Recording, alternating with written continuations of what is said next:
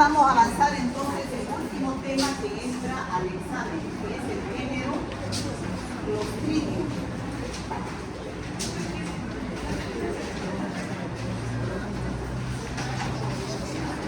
A ver, silencio, por favor. El género Clostridium son bacilos gram positivos, o sea, dentro de esta tablita que siempre la vemos, estamos terminando con los bacilos gram positivos. Hemos visto Corynebacterium diphtheria, Listeria monocytogenes, hemos visto Bacillus anthracis, Bacillus cereus y ahora vamos a ver Clostridium.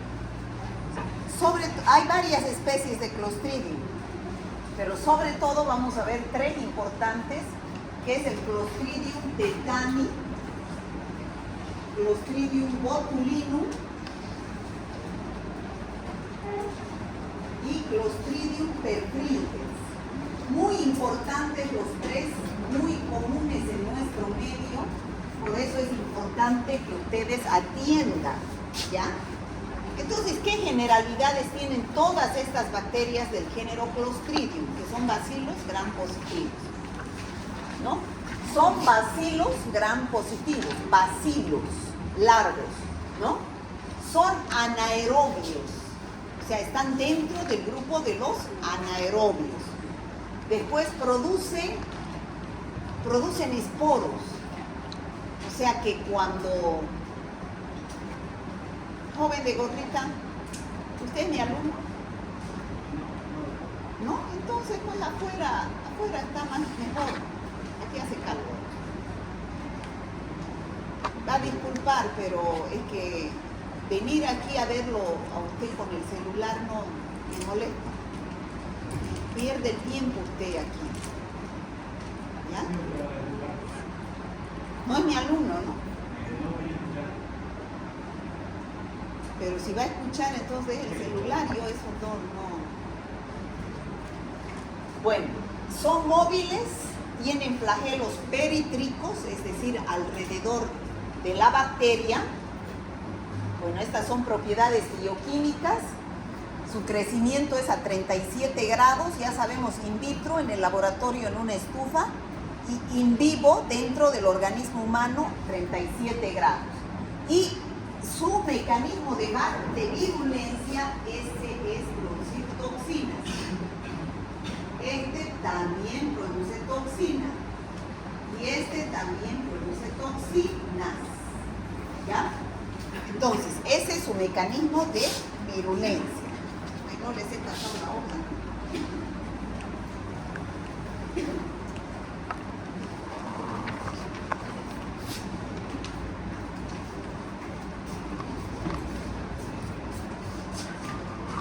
Bueno, ¿cómo se clasifican estos Clostridium? De acuerdo al lugar a donde afectan estas bacterias, el Clostridium tetani y el Clostridium botulinum son neurotóxicos. A ver, ¿quién me puede decir qué significa neurotóxico? Producen toxinas que afectan al sistema nervioso. Eso es neurotóxico. Entonces, produciendo el tétanos, que es una infección del sistema nervioso, que vamos a ver cómo afecta, y el botulinum, que produce el botulismo, que es parálisis flácida, simétrica, descendente. Ahora, el Clostridium perfringens, que es este de acá, este no es neurotóxico, no afecta al sistema nervioso, pero sí, su principal patogenicidad es el histotóxico. ¿Qué es el histotóxico? Afecta a los tejidos, o sea, es el principal causante de la gangrena gaseosa. ¿Saben lo que es gangrena? Cuando se produce necrosis de los tejidos, se gangrena, dicen, ¿no es cierto? Es el principal causante de la gangrena gaseosa al ser histotóxico. También el Clostridium perfringens es enterotóxico. ¿Qué significa enterotóxico? Señorita, usted no es mi alumna. ¿Y para qué entra? Ay, que son maleducadas. Entran y salen como en su casa. enterotóxicos. Entonces, ¿qué quiere decir? Que afectan al intestino. Entero quiere decir intestino. O sea, al afectar al intestino, ¿qué infecciones van a producir? Diarreas. ¿Ya? Y piógeno significa que producen pus. El Clostridium perfringens también. Entonces, el Clostridium perfringens, a través de sus toxinas, es histotóxico, o sea, afecta a los tejidos, es enterotóxico y también es piógeno, o sea que produce procesos purulentos. ¿Ya? Entonces, en cambio, el Clostridium tetani y botulinum son neurotóxicos.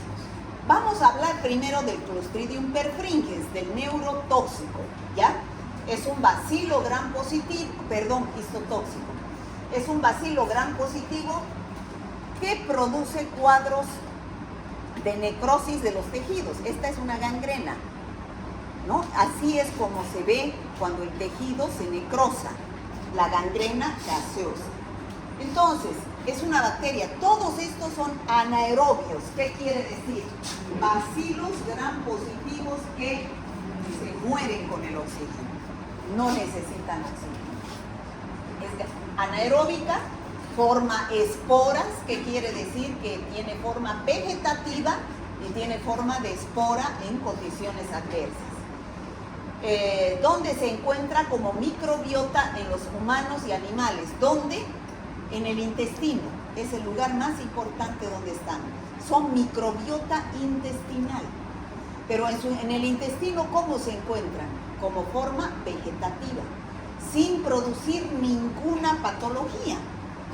Sin embargo, cuando salen del intestino a través de las heces, personas que defecan al aire libre o los animales que defecan, esa forma vegetativa se transforma en esporo. Y ese esporo es el que puede ingresar a través de una herida, en el caso de la gangrena gaseosa, y puede producir la necrosis de los tejidos. O puede ingresar a través de los alimentos por la boca y producir su enterotoxina. O también puede, esas son las dos vías por donde ingresa el Clostridium botulinum. Pero también se encuentra alrededor, en la zona perianal, alrededor de la boca, en el aparato genital femenino, y el suelo y el agua que están contaminadas con materia fecal. Y de ahí se contaminan los alimentos. Bueno, las enfermedades que producen son variadas, dependiendo de los serotipos por los cuales son afectados. Por ejemplo, existen 5 serotipos. O sea, estas enfermedades de acá producen 5 serotipos, pero los más importantes se nombran con las letras del alfabeto. Los más importantes son el serotipo A y el serotipo C, ya que son los dos que vamos a ver, el A y el C. ¿Qué es el que produce el serotipo A? Clostridium perfringens serotipo A produce 2 enfermedades. Una que es histotóxica, que es la gangrena gaseosa, y otra que es enterotóxica, que es una intoxicación alimentaria, debido a su enterotoxina, y esto debido a otra toxina que tiene, que lo vamos a ver. Y el Clostridium perfringens serotipo C produce una enteritis, o sea, una diarrea con sangre, porque hay necrosis del tejido intestinal, ¿ya? Entonces, esas son las 3 patologías más importantes que produce el Clostridium perfringens: histotóxico y piógeno y enterotóxico. ¿Se entiende, no? Bueno, gracias a qué se producen esas enfermedades por el Clostridium perfringens. Porque tiene 17 factores de virulencia, además de sus toxinas. De la toxina A, de la toxina alfa, beta, gamma, que vamos a ver ahorita, tiene 12 histotoxinas. 12, que se nombran con las letras del alfabeto. ¿Qué se llama este alfa, beta, gamma? ¿Qué alfabeto es? No, griego es. ¿Sí? ¿Y el A, B, C, D qué alfabeto es? ¿Romano? ¿Qué es? Tarea para la casa. Yo no sé, me he olvidado. ¿Ya? Alfa, beta, gamma son las 12 histotoxinas. Además, son 17. Tiene una enterotoxina, que es la que produce el cuadro de intoxicación alimentaria. Tiene 3 enzimas, que es la neuraminidasa, cialidasa, hemolicina, y un factor metabólico. Sumando, esos son los 17 factores de virulencia que actúan rompiendo membranas, es decir, necrosis. A ver, vamos a ver primero la gangrena gaseosa. La gangrena gaseosa es producida por la toxina alfa. Hemos dicho que el Clostridium perfringens serotipo A produce alfa, beta, gamma, ¿no? Y las toxinas del alfabeto griego. Pero la toxina alfa del serotipo A del Clostridium perfringens es la que produce la gangrena gaseosa. ¿Ya? Serotipo A del Clostridium perfringens. ¿Ya? Esa es la toxina alfa. Es la principal toxina letal que produce la necrosis de los tejidos en la gangrena gaseosa. Al producir esa necrosis destruye las células sanguíneas, que son las plaquetas, los leucocitos, las células endoteliales, la membrana de las células musculares, produciendo la necrosis, amplio daño muscular y gran edema, ¿no? Que es la gangrena. Esa es la toxina alfa del Clostridium perfringens serotipo A. No se van a confundir. El Clostridium perfringens, existen serotipos A, B, C, D, E. Además, el Clostridium perfringens produce toxinas alfa, beta, gamma y así. ¿Ya? Pero la toxina alfa del serotipo A es la que produce la gangrena gaseosa. ¿Ya? Ahora, hemos dicho también que tiene una enterotoxina. Esta enterotoxina del Clostridium perfringens serotipo A también, o sea que este serotipo A también produce una enterotoxina que produce la intoxicación alimentaria. Al ingerir carne de vaca que no está bien cocida, que esté contaminada con esporos de animales infectados, ¿ya? Entonces, la enterotoxina actúa en la mucosa intestinal, aumentando la permeabilidad y produciendo diarrea, pero es una intoxicación alimentaria benigna por el consumo de carne de vaca. Sin embargo, hay otra toxina, que es la toxina beta, esta de acá, del Clostridium perfringens, pero ya no es el serotipo A, es el serotipo C, que produce la enteritis necrotizante. Esta sí es más grave, no es como la intoxicación alimentaria. Produce la enteritis necrotizante, produce necrosis del intestino. Es una toxina letal, necrótica, responsable de la enteritis necrotizante, pero ya no es el serotipo A, es el serotipo C. ¿Ya? Entonces, que quede claro, Clostridium perfringens tiene 5 serotipos, de los cuales el A y el C los vamos a estudiar porque son los que producen las enfermedades más importantes. Además, produce toxinas alfa, beta, gamma. Pero el serotipo A través de su toxina alfa, es el que produce la gangrena gaseosa. El serotipo A través de su enterotoxina, es la que produce la intoxicación alimentaria. Y el serotipo C, a través de la toxina beta, es la que produce la enteritis necrotizante. ¿Está claro, chicos? Ese es el Clostridium perfringens.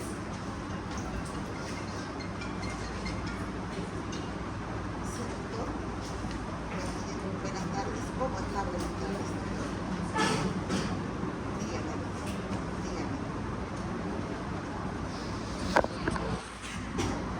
De los profesores. Todos llaman a pedir el voto, ¿no? Solo cuando hay elecciones les piden el voto. Ahora van a ver ustedes recién, primera elección que van a vivir en la universidad. Van a ver que va a ser un carnaval. Hay que aprovechar de pasar clases cuando se puede, porque después no se puede pasar. Es un alboroto terrible. Bueno, entonces, el miércoles no hay clases, por si acaso.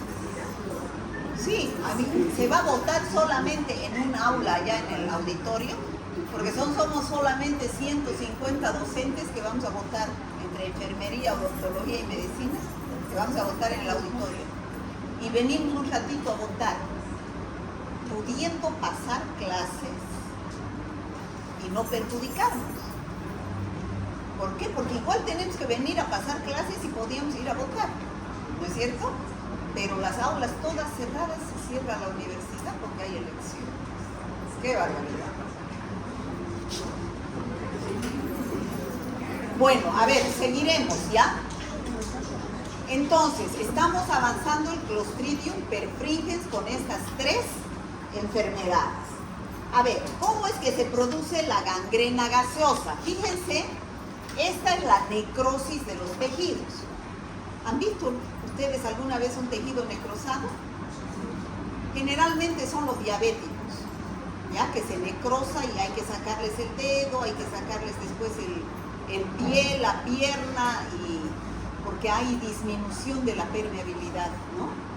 Entonces, ¿por dónde ingresa la bacteria? La fuente de infección son los esporos del Clostridium perfringens, ¿no? ¿Por dónde ingresa? A través de una herida, generalmente una herida en el pie. Y entonces ingresa, hay una puerta de entrada, se contaminan los tejidos y en ese lugar hay disminución de oxígeno, bajo potencial de óxido-reducción, lo cual facilita el crecimiento de esta bacteria anaerobia. ¿Ya? Se multiplica en esos tejidos necróticos, en los diabéticos, en los que tienen arteriosclerosis, y ese esporo que ha ingresado encuentra las condiciones óptimas para vivir, germina ese esporo, se convierte en forma vegetativa y empieza a producir, ¿qué cosa? Su factor de virulencia. ¿Cuál es su factor de virulencia? La toxina alfa. Y esa toxina alfa es la que va a producir la lesión en los tejidos vecinos, necrosis, edema y gas, porque se produce, además de la necrosis y el edema, se produce como gas. Uno aprieta esa herida y es como si estuviera, y suena así crepitante, como si tuviera gas. Por eso se llama gangrena gaseosa. Es así como se produce la gangrena gaseosa por el Clostridium perfringens. Entonces se produce destrucción de los tejidos infectados, porque además de que esas 3 exoenzimas se liberan, que son factores también de virulencia, como vimos, dentro de los 17 factores de virulencia, que son las fosfolipasas, hemolicinas, colagenasas, proteasas, atacan a las moléculas constituyentes de los tejidos y provocan la putrefacción, ayudados por la toxina alfa, ¿no? Entonces, la solución, llegado a este nivel, es sacar este tejido muerto, este tejido necrosado, porque ya no sirve, esto va avanzando si no se saca. ¿Por qué? Porque aquí, en este tejido necrosado, donde no hay oxígeno, no hay circulación sanguínea, que es la que lleva el oxígeno a los tejidos, entonces la bacteria se multiplica porque es anaerobia. Si no saco este tejido necrosado, la infección sigue creciendo. Entonces, ¿cuál es la solución? Amputar hasta donde haya tejido sano, ¿no? Para que no siga avanzando la infección. Entonces, ¿cuáles son los factores del huésped que favorecen esta infección de la gangrena. Uno, que tiene que haber una herida, rotura de las membranas mucosas, ya sea por un traumatismo, o sea, por haberse golpeado, que haya una herida, o por una cirugía. También cuando hay una cirugía, se puede dejar perforado un órgano y ingresa bacterias de estas anaerobias. O que el paciente tenga una enfermedad grave que le produce inmunodepresión, como la diabetes, el cáncer, la insuficiencia vascular, donde no llega la circulación sanguínea. O que el paciente esté recibiendo un tratamiento con inmunosupresores. Eso, al tener inmunodepresión, se facilita cualquier infección. Estos son los factores del huésped que favorecen a esa infección. Ahí tenemos fotos de cómo se observa una gangrena gaseosa. En el lugar primero se observa una zona, así evoluciona, ¿no? El curso es rápido, o sea, rapidísimo avanza la infección. Hoy día puede estar bien y mañana está mal, y pasado mañana se muere, ¿no? De curso rápidamente progresivo con necrosis muscular y grave toxicidad. ¿Cuál es la toxina? Toxina alfa. Ese es su factor de virulencia. ¿De quién? ¿De quién? ¿Quién produce la toxina alfa? Clostridium perfringens. ¿Pero cuál Clostridium perfringens? ¿Qué serotipo? Serotipo A. Toxina alfa. Clostridium perfringens, serotipo A. Es de comienzo brusco, fuerte dolor en el lugar del trauma. En minutos u horas se observa alrededor de la herida una piel edematosa con palidez marmórea que cambia de color bronce y después ya se vuelve negro, pues, ¿no? Ya no hay circulación sanguínea, ¿no? Y empieza a producir un exudado marrón, cero sanguinolento y con gas, ¿no? Se observa gas por palpación y si se saca una radiografía, también en la placa radiográfica se observa la formación de gas, ¿ya? Esa es la gangrena gaseosa. ¿Cuál es la puerta de entrada? Una herida. Esa es la puerta de entrada, una herida. Aquí no es al comer, es una herida, ¿ya? La puerta de entrada es una herida para la gangrena gaseosa. Es cutánea, no es bucal, no es por alimentos. Ahora, vamos a ver estos procesos enterotóxicos, de donde se produce diarreas, ¿no? Ya hemos dicho que son 5 serotipos, de los cuales el A produce la gangrena gaseosa a través de su toxina alfa. Ahora vamos a ver la toxinfección alimentaria, que es producido también por el serotipo A, pero ya no es la toxina alfa. ¿Es cuál toxina? Enterotoxina. Ya es la enterotoxina, no es la toxina alfa. En cambio, la enteritis necrotizante no es el serotipo A, ni tampoco es la toxina alfa. ¿Cuál es su toxina? Toxina beta, del Clostridium perfringens serotipo C. A ver, estas dos patologías son producidas a nivel del intestino. O sea, ¿cuál será la puerta de entrada? Vía oral. Alimentos. Alimentos. ¿Qué alimentos? Grandes cantidades de carne de cerdo, la enteritis necrotizante, y grandes cantidades de carne de vaca, la toxinfección alimentaria, ¿ya? Entonces, ¿cuál es la diferencia? Ambas afectan al intestino, pero esta es leve.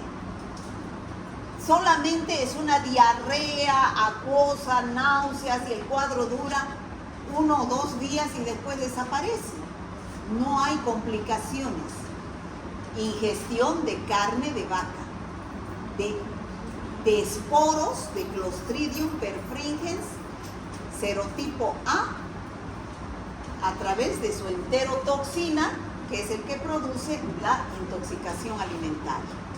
En cambio, la enteritis necrotizante es grave, porque como su nombre indica, enteritis, infección del intestino, necrotizante, destruye tejido intestinal. Y entonces, ¿qué se va a producir? Dolor abdominal, pero diarrea sanguinolenta, vómitos. El paciente entra en un estado de shock, o sea, choque, y en el intestino se observan también áreas de necrosis. Y puede gangrenarse también en el intestino, se perfora el intestino y al perforarse el intestino sale toda esa microbiota y ese zoológico que tenemos en el intestino a contaminar el abdomen y se produce una peritonitis, sepsis y muerte del paciente. Entonces, eso es debido a ¿qué toxina? Toxina beta. ¿Quién es el agente etiológico? Clostridium perfringens serotipo C. ¿A través de qué factor de virulencia? Toxina beta. Factor de virulencia es ¿cuál es el factor de esa bacteria que produce la enfermedad? Por favor, si no saben conceptos en su examen, ¿qué van a poner? Se van a confundir. Yo ya les he dicho que yo en los exámenes pregunto alta epidemiología, porque ustedes para llegar a un diagnóstico tienen que saber pues los 3 pilares fundamentales, y eso es a través de preguntar al paciente. Aquí, ¿qué le van a preguntar para saber si es una enteritis necrotizante? ¿Qué le van a preguntar? Si no, contacto. Eso no es por tocar a un animal, es por qué. Por comer, si comió carne de cerdo, ¿no? Si comió carne de cerdo, le van a preguntar, los síntomas van a ser diarrea con sanguinolenta, ¿no? Si comió carne de cerdo, y grandes cantidades y no bien cocida, ¿no? Entonces, yo pregunto, fuente de infección y vía de transmisión. En cada enfermedad yo les he ido explicando.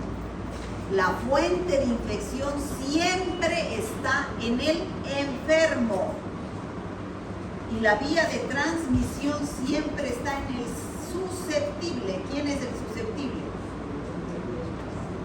¿El enfermo? El sano.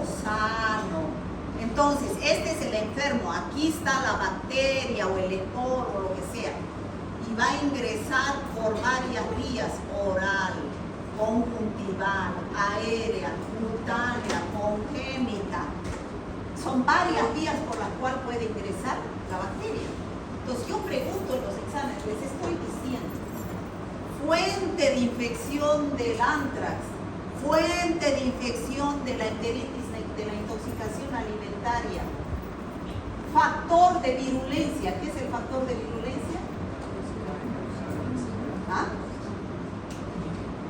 Aquí, ¿cuál es la fuente de infección de la intoxicación alimentaria? ¿Cuál es? Carne de vaca con esporos de Clostridium perfringens serotipo A. ¿Y cuál es su factor de virulencia? La toxina, la enterotoxina. Nada de toxina beta. Estoy preguntando de la intoxicación alimentaria. Y si yo les pregunto, ¿cuál es el factor de virulencia de la enteritis necrotizante? Toxina beta. ¿De quién? El Clostridium perfringens serotipo C. ¿No? ¿Es su factor de virulencia? Toxina beta. ¿Y su fuente de infección? Esporos o carne de cerdo contaminada con esporos de Clostridium perfringens serotipo C. ¿Y cuál es la vía de entrada? ¿Qué es la vía de transmisión? ¿Cuál es? Oral, entra por la boca. Y en la gangrena gaseosa, ¿cuál es la fuente de infección? Fuente de infección, no se me confunda. Qué manera de repetir y ustedes nada. ¿Cuál es la fuente de infección de la gangrena gaseosa? ¿Ah? ¿Son los esporos o no? ¿Los esporos de dónde? Es de la vaca. ¿Cómo fue la gangrena gaseosa de la vaca? Se ve que no entienden nada. Estoy repitiendo un montón de veces y no se rían. El que ríe el último ríe mejor. Yo ahorita me enojo porque yo lo he explicado 1000 veces y les hago repetir, pero no entienden, ¿no? ¿Cuál es la fuente de infección de la gangrena? Los esporos de la tierra, pues no, los esporos de la tierra, les he dicho, los animales y el hombre defecan y la forma vegetativa de la materia fecal esporula. Y si la persona tiene una herida y se contamina con tierra donde hay esporos, esa es pues la fuente de infección. Ingresan los esporos del Clostridium perfringens serotipo A por una herida. Esa es la vía de transmisión.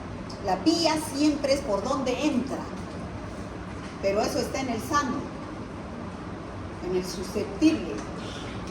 Entonces ingresa a través de la vía cutánea. ¿Y cuál es su factor de virulencia?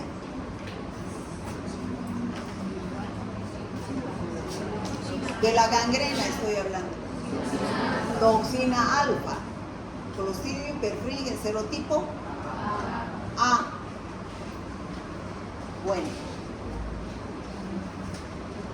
Bueno, el diagnóstico se basa en los hallazgos clínicos. Ver un tejido necrosado, edematoso, que ya no haya circulación, entonces microbiológicos de cultivar, hacer un análisis microbiológico. Entonces ese es el diagnóstico, ¿no? Se puede hacer. En la tinción de Gram se van a observar bacilos gram positivos, ¿no? Porque esa es la morfología de la bacteria. Bacilos gram positivos. Entonces, ¿cuál es el tratamiento? ¿Qué debo hacer yo si tengo un paciente con gangrena gaseosa? ¿Qué van a hacer? Yo lo he dicho ya desde el principio. Sacar el tejido muerto, ¿no? Medidas quirúrgicas, desbridamiento y extirpación de los tejidos afectados. Dar antibióticos. O sea, primero hay que sacar todo el tejido muerto porque ahí está proliferando la bacteria. ¿Por qué? ¿Por qué prolifera ahí la bacteria? Porque es anaerobia y ahí hay poco oxígeno, no hay circulación sanguínea, ¿ya? Entonces, además se va a dar antibiótico, que es la penicilina. Puede ser la penicilina, puede ser cualquier ceftriaxona, cefotaxima. Es un bacilo gram positivo, la penicilina sirve. ¿Y qué hace el antibiótico? Destruye la bacteria. ¿Y al destruir la bacteria, destruye la toxina? No. La toxina que ha producido, ¿quién es el factor de virulencia? ¿La bacteria o su toxina? Su toxina. Entonces, al dar antibiótico, yo voy a destruir a la bacteria para que ya no siga produciendo toxina. Si destruyo a la bacteria, ya no va a producir toxina.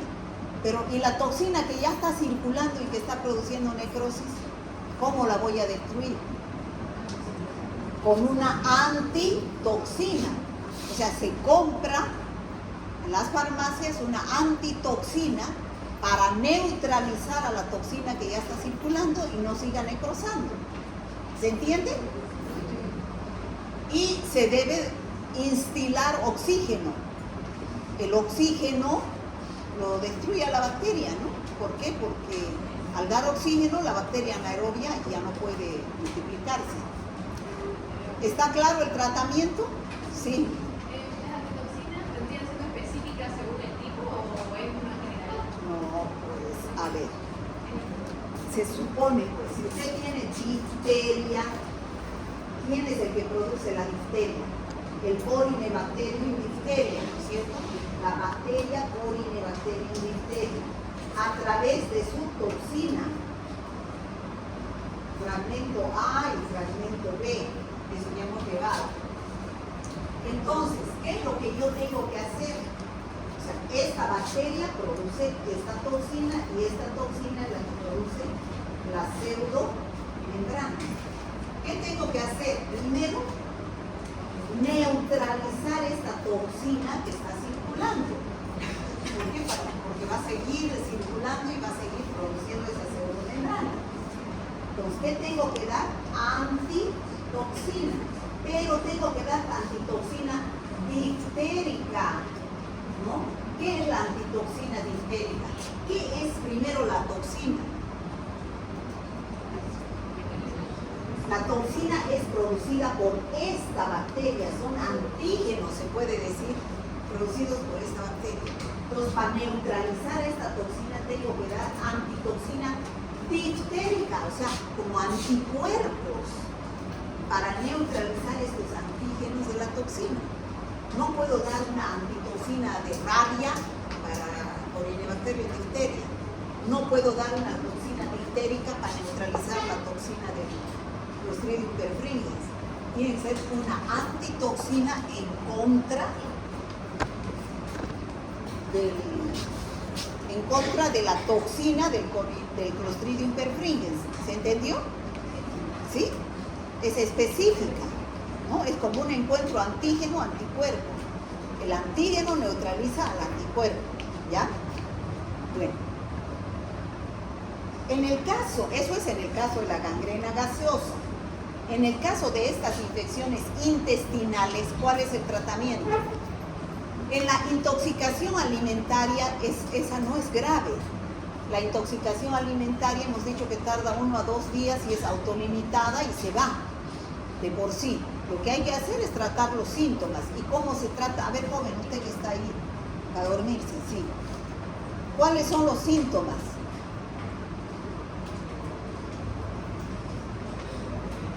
¿Ah? ¿Qué? Diarrea, eso. Diarrea. ¿Y qué va a hacer para tratar sintomáticamente la diarrea? A ver, viene su hermano y le dice, a ver, estoy con diarrea. ¿Qué crees? A ver, vos que estudias medicina, ¿qué debo tomar? ¿Qué le va a decir usted? Rehidratar. Eso es lo más importante, hidratar, porque con la diarrea se pierde líquido. Y al perderse líquido se puede producir una deshidratación.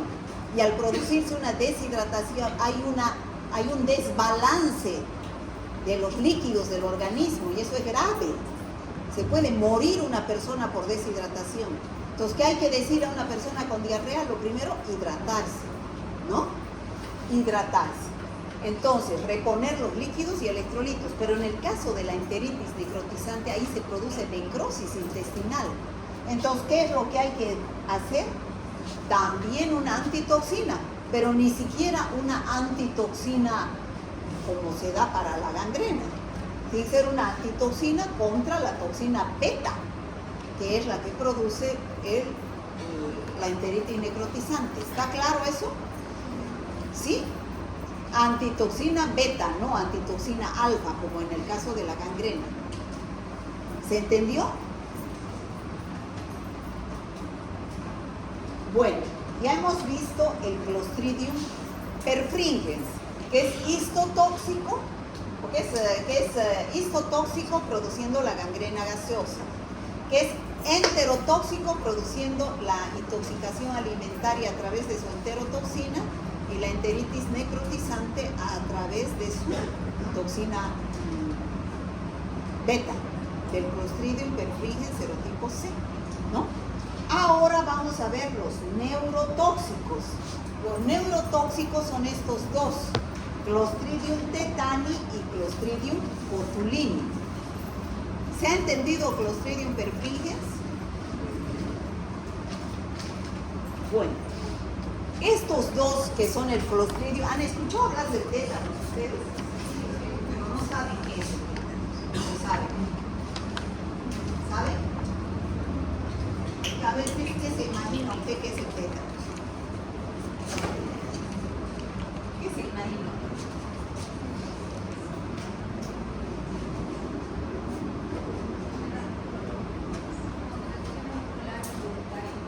Eso, contracciones musculares. Al afectar al sistema nervioso.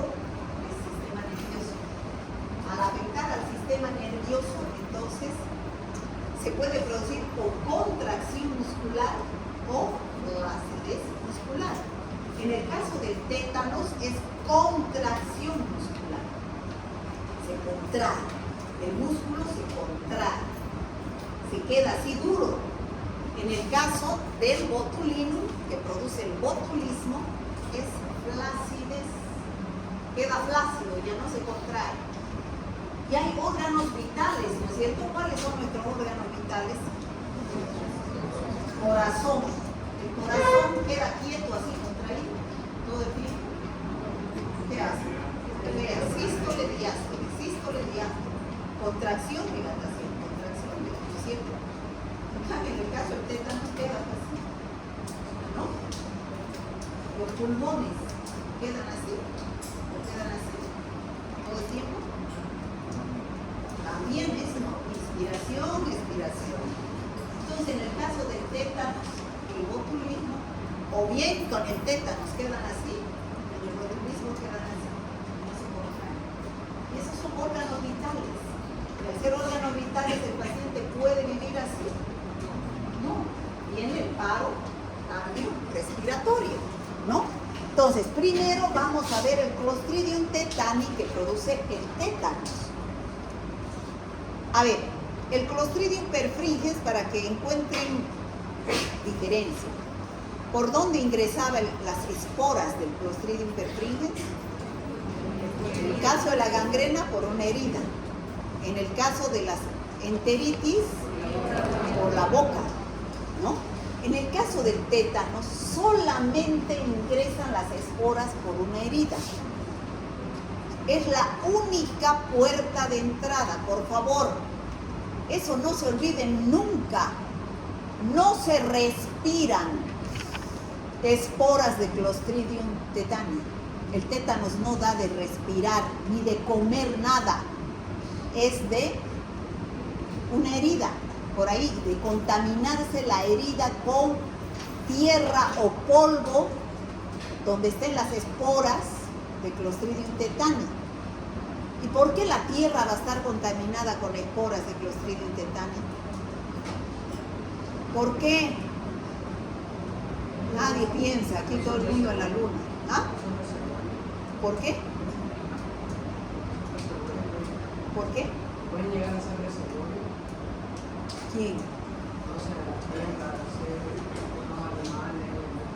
A ver, ¿dónde se encuentra en forma de microbiota el Clostridium tetani, botulinum y perfringens?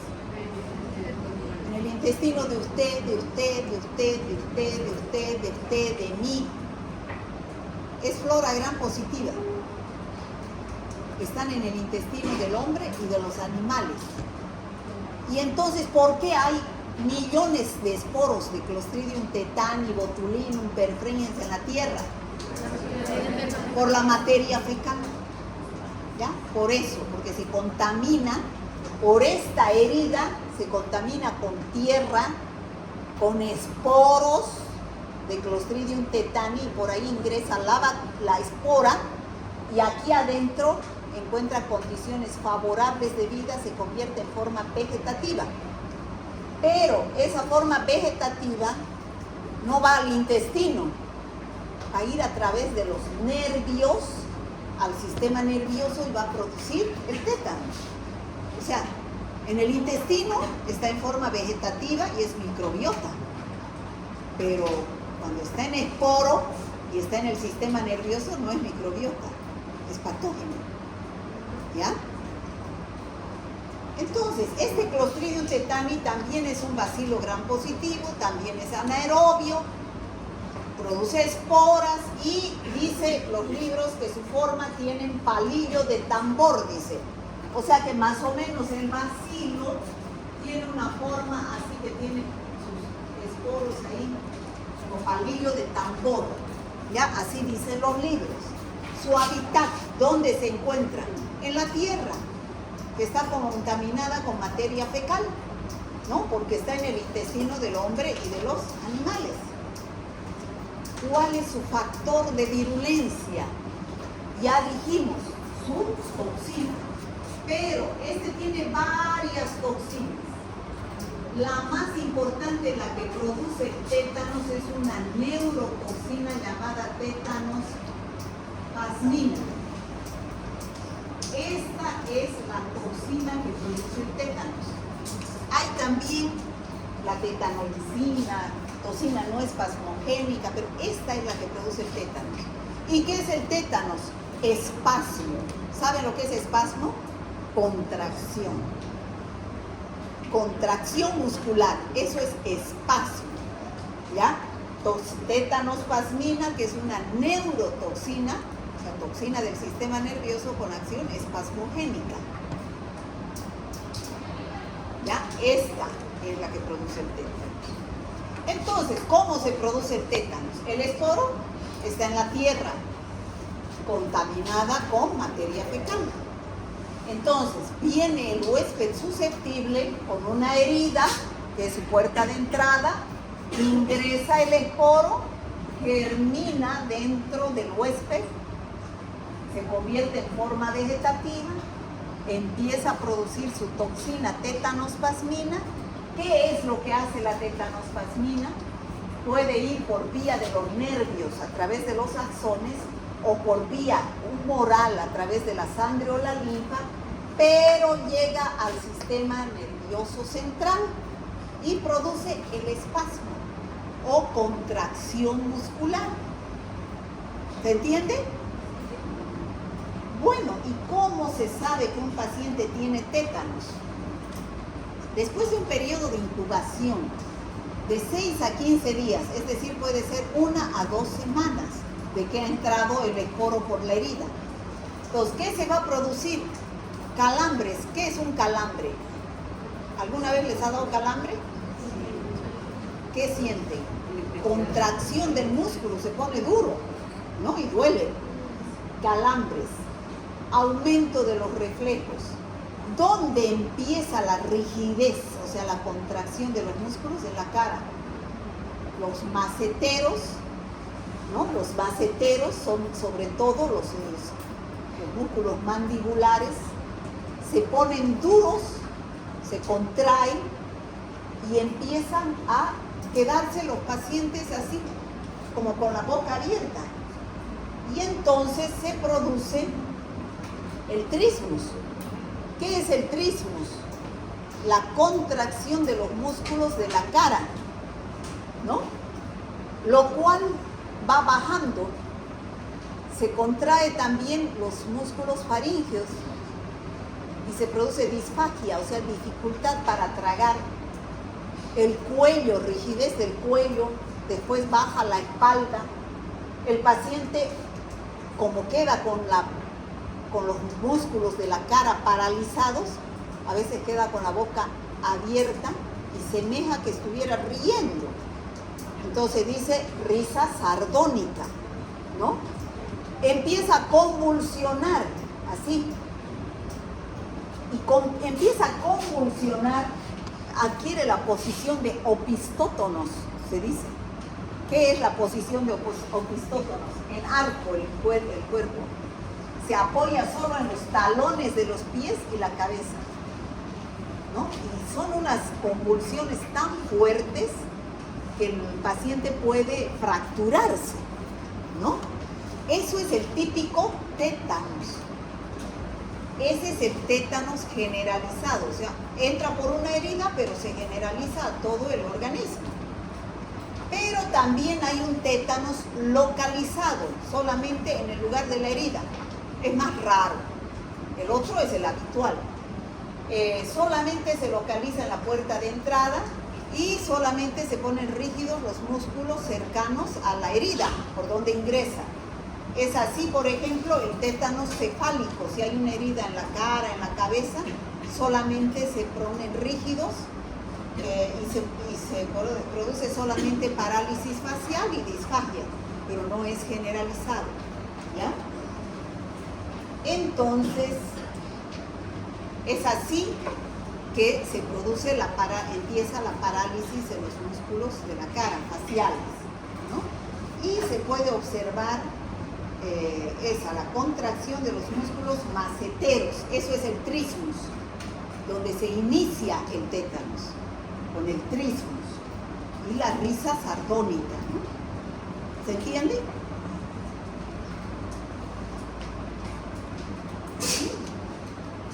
Después se ve, esa es la posición de opistótonos, ¿no? Las convulsiones que se producen. Ahora, también existe el tétanos neonatal. O sea que a los recién nacidos también puede dar tétanos. ¿Sí o no? ¿Sí? Bueno, ¿por qué será que a los recién nacidos puede dar tétanos?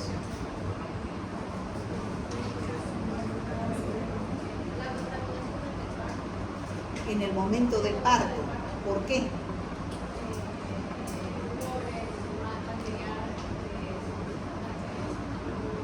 Cordón umbilical. A veces se corta el cordón umbilical con material que no esté estéril, que está contaminado con tierra, con polvo, con esporos de Clostridium tetani. Entonces ese bebé puede que desarrolle el tétanos neonatal, ¿no? Y lo mismo va a sufrir las convulsiones y es grave, ¿no? Para el bebé. Por eso, para prevenir el tétanos neonatal, lo primero que se hace cuando una mujer está embarazada es vacunarla contra el tétano. Se pone la vacuna antitetánica. ¿Alguien ya se embarazó alguna vez? Bueno, ¿sí? Cuando se embarazan, entonces hay que poner la vacuna antitetánica para prevenir justamente el tétano neonatal. No se sabe, porque a través de los anticuerpos maternos se va a pasar a través de la vía transplacentaria los anticuerpos, las inmunoglobulinas al bebé. Entonces el bebé, por más que el cordón umbilical no se sabe dónde le va a tocar, a veces en el campo cortan hasta con piedra el cordón umbilical, ¿no? Entonces hay riesgo de que se produzca el tétanos. A los recién nacidos, cuando no se sabe si la madre ha sido vacunada, hay que ponerle la antitetánica. La atención obstétrica debe ser con todas las normas de esterilidad, ¿no? Evitar que los instrumentos que se utilizan sean contaminados con polvo o tierra. Y ustedes saben que el bebé, cuando nace, queda con el ombligo colgando, ¿no es cierto?, el cordón umbilical. Entonces puede haber esporas ahí de Clostridium tetani. Entonces, ¿qué es lo que recomienda el médico cuando nace el bebé? Que todos los días, 3 veces al día, lo limpie y lo airee, ¿no? Lo limpie con alcohol y lo airee para que se elimine si hubiera algunas esporas de Clostridium tetani, ¿no? Fíjense cómo convulsiona el niño. Entonces, ¿cuál será el tratamiento en el tétanos? Primero, ese paciente con tétanos va a llegar a una emergencia. ¿Cómo va a llegar? Sin poder respirar. ¿Por qué? Porque los pulmones han quedado contraídos, ¿no? Entonces hay que ayudarle a respirar al paciente. Control de espasmos reflejos de las convulsiones, hay que darle un anticonvulsivante, ¿no? Control de nutrición, o sea, primero mantenerlo, medidas de sostén, mantenerlo con vida al paciente. Segundo, igual que en la gangrena, neutralizar la toxina circulante. ¿Con qué vamos a neutralizar? La toxina con la antitoxina tetánica, ¿no? No cualquier antitoxina. Y lo mismo, al ser una bacteria anaerobia, el lugar de la herida puede quedar necrosado y hay que eliminar ese tejido muerto para restablecer la circulación sanguínea, y hay que dar también antibiótico para destruir a la bacteria y que no siga produciendo la neurotoxina, ¿no? ¿Está claro? ¿Sí? Ahora ya saben qué es el tétanos. Jóvenes, señoritas, escucharon hablar pero no sabía qué era. ¿Sí? Bueno, ya para repasar la epidemiología, ya hemos dicho que es microbiota intestinal del hombre y de los animales. ¿En forma? ¿De qué forma? Vegetativa, no esporas. Entonces, al defecar en el medio ambiente se transforma en esporos que se encuentran en el suelo, que es el reservorio, es el suelo. Ahí están reservados los esporos. Y entonces ingresa a través de una herida contaminada con heces o tierra ¿Y quiénes son los más propensos a adquirir estas infecciones? Los que trabajan, los agricultores, los ganaderos, los de los mataderos, los barrenderos. Por eso, pues, en el caso de la pobre gente que recoge la basura, no hay que dejar material cortopunzante en la basura. Todo ese material cortopunzante, agujas, jeringas, vidrios, eso hay que ponerlo bien resguardado para que no se... Porque ellos están manipulando. Si se hacen una herida y contaminada con tierra más, es muy susceptible a tétanos, ¿no? Bueno, eso es la profilaxis. La profilaxis es limpiar la herida, se ingresa por la herida, eliminación de los tejidos necrosados para restablecer la circulación sanguínea. Hay que dar penicilina asociado a la inmunización, que es la antitetánica. Y ustedes saben que en la pentavalente, ya saben ustedes de la pentavalente, ¿no? Hemos hablado en Corinebacterium difteria. ¿Qué es la pentavalente? La vacuna que cubre 5 enfermedades. ¿Cuáles son? Difteria, tétanos, coqueluche, meningitis producida por Haemophilus influenza, no por cualquiera, por Haemophilus influenza, y hepatitis B, ¿no? Esa es la pentavalente. ¿Cuándo se aplica la pentavalente? A los 2 meses de vida, a los 4 meses y a los 6 meses de vida del bebé, y una dosis de refuerzo al año y medio. Deberían atender para que les sirva para su examen, pero vienen a dormir aquí. Bueno, esa es la profilaxis del tétanos. Bueno, ya hemos visto el tétanos. Ahora vamos a ver el otro neurotóxico, que es el Clostridium botulinum. ¿Ustedes han escuchado hablar del botulismo?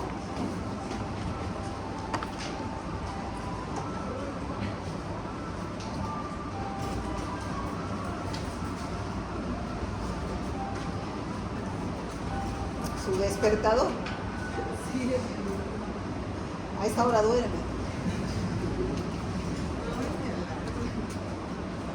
Yo despierto entonces. El Clostridium botulinum produce el botulismo. ¿Han escuchado hablar del botulismo? ¿No? Bueno, a partir de ahora, el que está despierto y no está durmiendo va a saber qué es el botulismo. El botulismo es lo contrario al tétanos. O sea, si el tétanos produce espasmo y contracción, el botulismo se paraliza, ¿no es cierto? Espasmo y contracción, el tétanos. El botulismo es al revés. Queda así, flácido. Entonces, ¿qué produce? Debilidad muscular o parálisis flácida, simétrica y descendente. Igual de arriba hacia abajo, desciende. ¿Ya? Entonces, ¿cómo es el botulismo? ¿Por dónde ingresa? 1, por 2 vías. El tétano solo vía cutánea. El Clostridium perfringens cutánea y oral. El botulismo cutánea y oral. ¿Ya? Entonces, la vía oral es el consumo, sobre todo de conservas caseras. O sea, las que se hacen en la casa. ¿Por qué las caseras?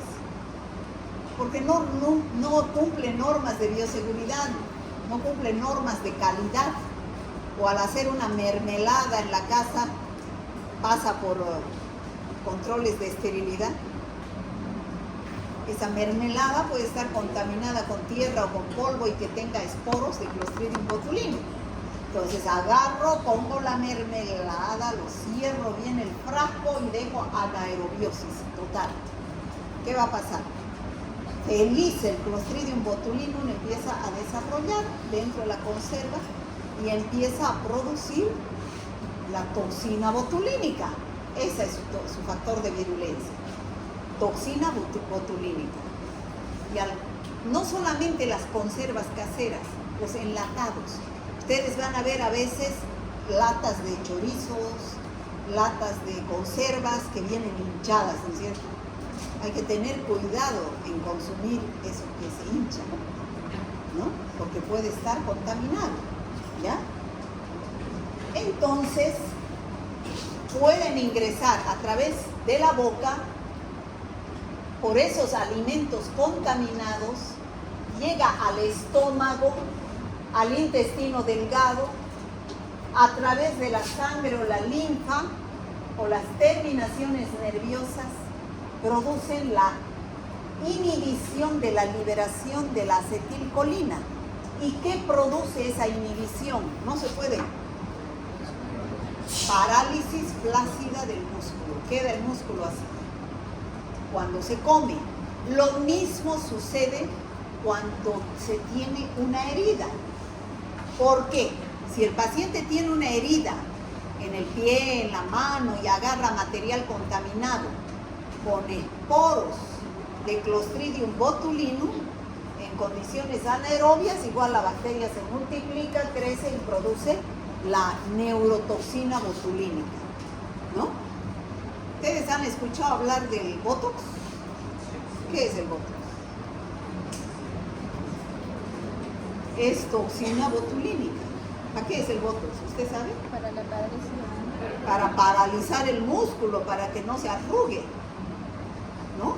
Porque lo paraliza y evita que se contraiga y uno se arrugue, pues, ¿no?